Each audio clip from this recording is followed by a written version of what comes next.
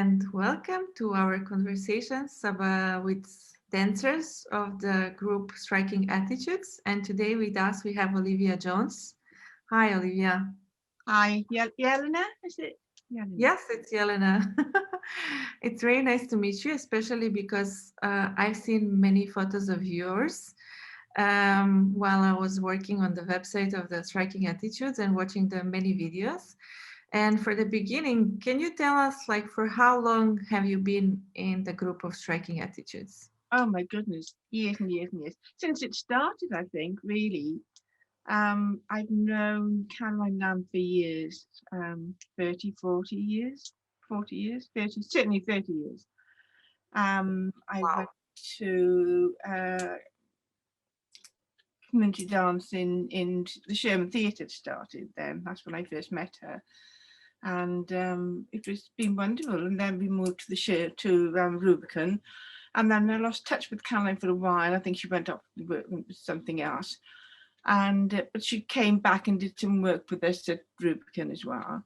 And then eventually the performing bit finished somehow. These things happen. And I was desperate, and I'd retired my work, and I was desperate to start up some dance again. So myself and someone else, who's not in the group at the moment, coerced Caroline into taking us on as adult performers again. So that's how it started, really. And it's gone from strength to strength. And we also have, as most of us are amateur. Every now and again we mixed with professional dancers and creative performance. So it's been the joy of my life, absolutely. And what is your background? Like, My background in your profession, what you were doing professionally? I was a teacher for 20 years. Well, after about 20 years, I realised I didn't want to carry on being a teacher anymore. I wanted to change. So I studied psychology with the Open University. And then I did masters in educational psychology and became an educational psychologist. The master took a year. That was in Swansea University. And I worked as an educational psychologist. I loved it, absolutely. So I've always worked with children. And so I've had my first dance class ever was when I met up with Caroline in the Sherman. Never had a dance class in my life before. I've always loved dancing. I grew up, I used to go in the front room in my home as a kid and just put the music on and just dance. That was what I wanted to do. But I grew up in the valleys and there was no ballet class. Well, there was a ballet class, but it was quite a long way away and it wasn't feasible for me to go there. So, yeah, I achieved my ambition late in life. That's amazing. And how did you come up, how did you start doing this dance class for the first time? Because you said you never did it before. What motivated you to start doing it in the Well, first place? I came across an advert for community dance. I was doing my degree part-time at that time. And I thought, well, when I finish this, I will go to the Sherman and find out what it was all about. And I met someone called, I can't remember her name, but she started up the community dance, this wonderful woman. And I had a chat with her. I said, I don't know what class to join. I'd love to join, but I'm not sure what to do. I just like doing, I didn't want to do ballet then or tap or anything. I said, I just like doing my own thing. So Caroline Lamb's class, that's where you want to go. Because I love the creative part. It's not just the learning and doing technique classes, which I like as well, but it was the creative dance was appealed to me a lot. So that was the beginning of a lifelong friendship, really, and involvement. And did you ever use your creative processes from your dance classes in your daily practice? Or in education, or like in your daily life? Did you use that part of your life? Not really, no.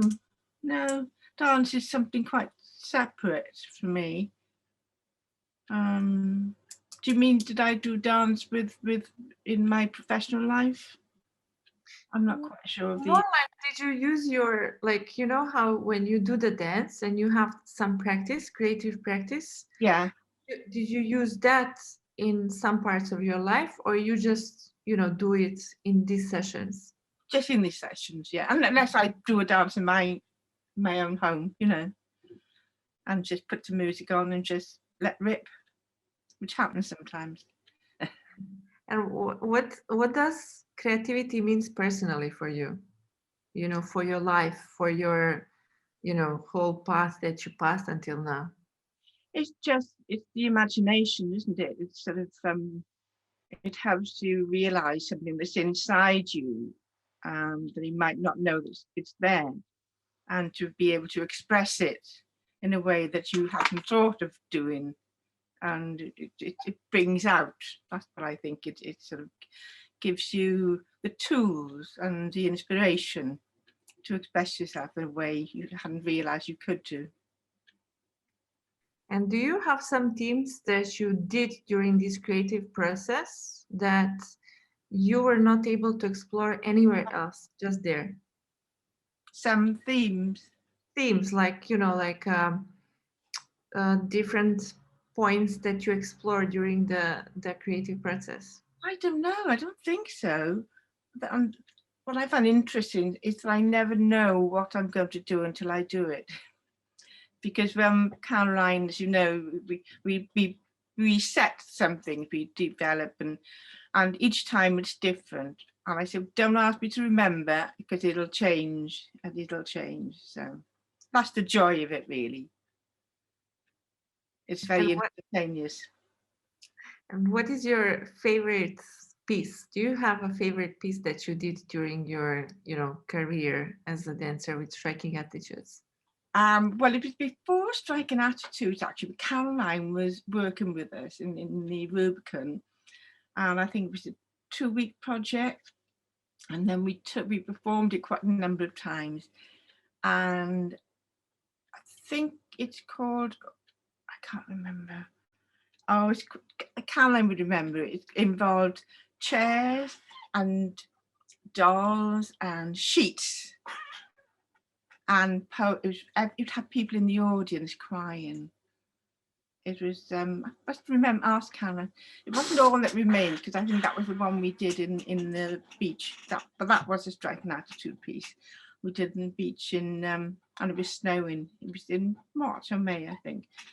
I think that was called All That Remains. But there was 2 pieces. All That Remains, the one piece in the beach, and the one that involved sheets. And then we took, I think, up to North Wales, and we did that as well. That was very, very powerful piece. Is there any movement that you remember from this piece that you can do here for us on the camera? No, I can't think. No, I'd be too inhibited at the moment. No, I don't think so.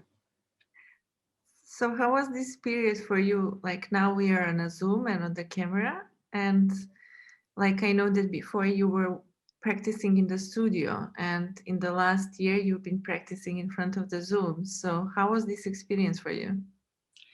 Obviously, I prefer the studio, but this is better than nothing. It's just wonderful to be able to do this. You know, it's fantastic.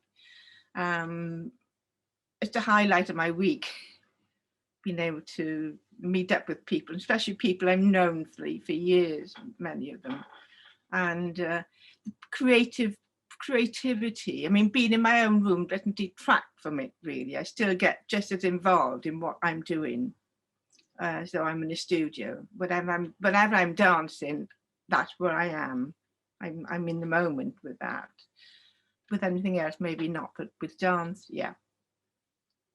And what would you say that motivates you? Because you said it's been like so many years that you are doing the dance.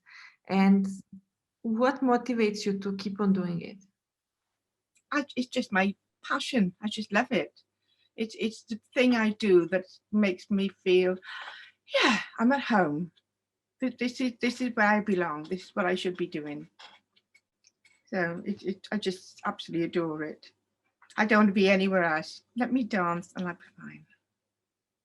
It's sanity saving. That's great. Thank you so much, Olivia.